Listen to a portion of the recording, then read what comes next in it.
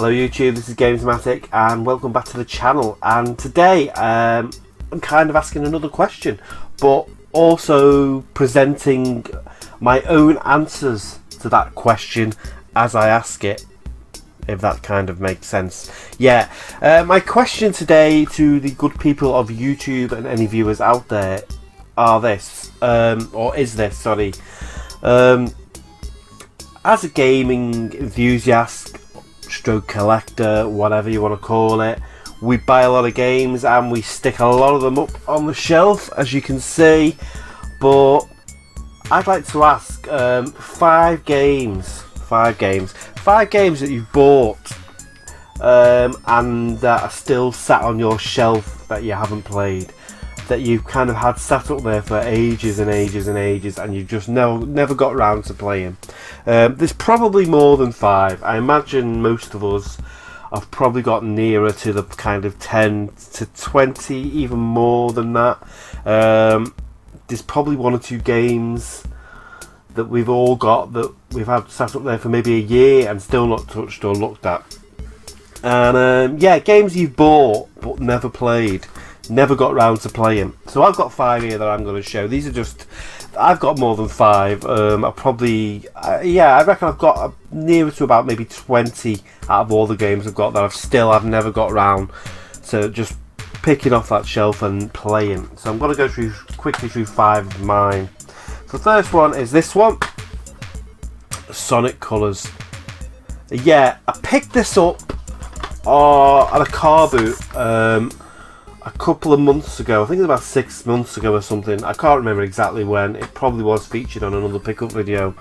And I put it on the shelf up there and I've still not played it. I've just never got round to playing it. I do like the Sonic games, and this looks really good as well. I can't comment on any of these games because I've not played them. So if you look at the kind of screenshots, it's called Sonic Colors and it looks really colourful.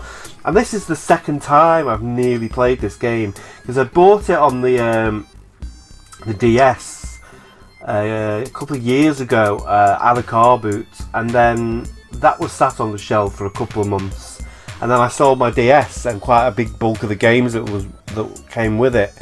So I never played it that time, and then I saw this on a car boot a couple of months ago, picked it up again. I've put it on that shelf and I still haven't touched it. So yeah, that's kind of the first game that I've bought and not got around to playing. So let me know below whether this game is any good.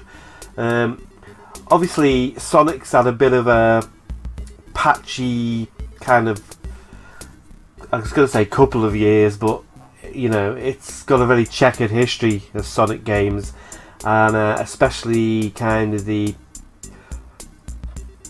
post Mega Drive kind of era. It's constantly been slagged off and saying that they're rubbish. So yeah, let me know. Sonic Colors, this one game I've picked up and I've still never played. Maybe after I do this video I'll put all these on and try them. Second one is a very kind of budgety title, and I picked this up because it's based on a book, stroke film, stroke pretty much everything. And I really enjoyed the book. It was a big book when it came out, and I read the book. I really enjoyed it. I quite enjoyed the film. Thought the film was okay. And I saw this probably in a charity shop, picked it up, and I still never got around to playing it. And that's the Da Vinci Code.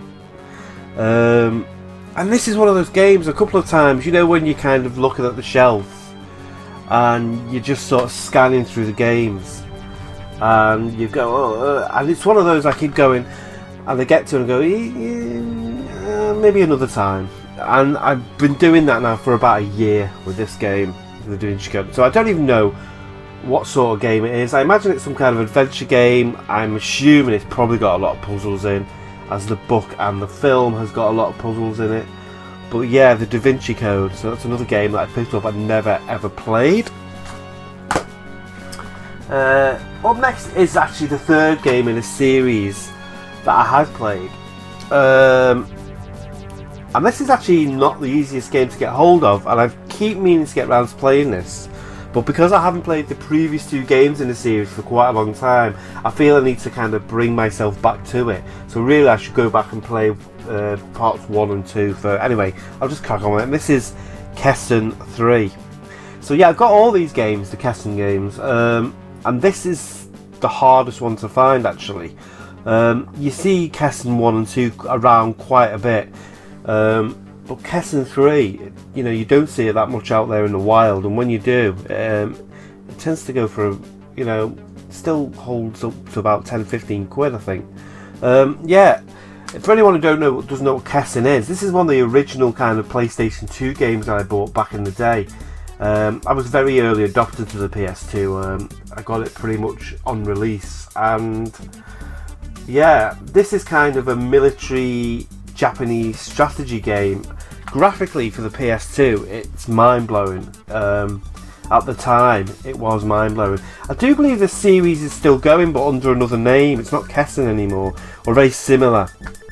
I know the company that make it, they're still making, there's another series that's still kind of a very Japanese strategy based series along these lines, but yeah, Kessen 3, it's just a game I've never got around to playing. I go through and I look at it and I do really want to play this game, but every time I look at it I just think I'll have to kind of bring myself up to date with the game again, and I don't want to jump in on number 3. I'll have to go back and play number 1 and 2 again first, and then of course there's so much other stuff to play, you never get around to playing it. So yeah, this has been on my shelf probably now for about 8 or 9 months, waiting to be put on the PS2, and it's still sat there. So yeah, Kessen 3.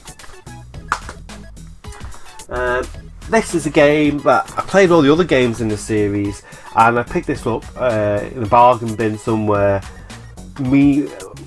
very well meaning to get round to playing it, and it actually looks a lot of fun, and I like the art style on it and everything, but again I've just never got round to putting it in the machine and playing it, and that is Escape Dead Island. I've heard very kind of mixed things about this game. I know it's very different from the other Dead Island games. It's not first person, it's third person. As far as I can see, graphically it's kind of a cel shaded thing, almost comic book like, and it looks interesting, but it's just another game that I've got on the shelf. I've never got around to actually putting it in the machine and giving it a go. So yeah, Escape Dead Island. I mean, I love zombie games, so I should love this really. But yeah, a lot of these games are just games that you just go, yeah, I'll come back to that, and then you never do. I do that a lot with driving games as well. I've got so many driving games because it's such a big genre and there's so many driving games out there. I buy so many driving games and then never get round to playing them. But yeah, Escape Dead Island. So let me know below what you think of this game, because I know it didn't review that greatly. It had very mixed reviews. And the last game in my 5 games that I've never got around to playing is this, and this is going to be a bit of a shocker actually for some people, because I know this is a bit of a revered title. I got this on a car boot, and it was £1 and it was sealed, and the reason I think it was so cheap is because it's an import, because I think it's the US version of this game, but PS3 obviously is not region locked, so you can play it, and that is Journey. This is the collection actually, collector's edition, so it's got 2 other games on there. I've not played any of these games.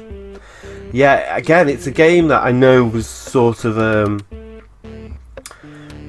critically acclaimed, and it's one of those games I keep meaning to put on and have a go at and play, and I still haven't. Since I got it, since the day I've got it, it's kind of been sat on the shelf looking at me saying play me, and like a couple of times I've even got it out the pile and looked at it and kind of gone, yeah, I'm not in the mood for that today, and then I put it back.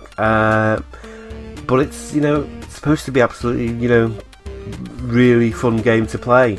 So again, let me know below your opinion on Journey and whether it's any good or not. So yeah, just a short video really, just a little one to sort of say, yeah, put below or do a VR response even to this video of 5 games that you've bought and you've had in your collection for quite a while, any format that you've had on your shelf for months and months and months but never got around to playing. And I'm sure we've all got some.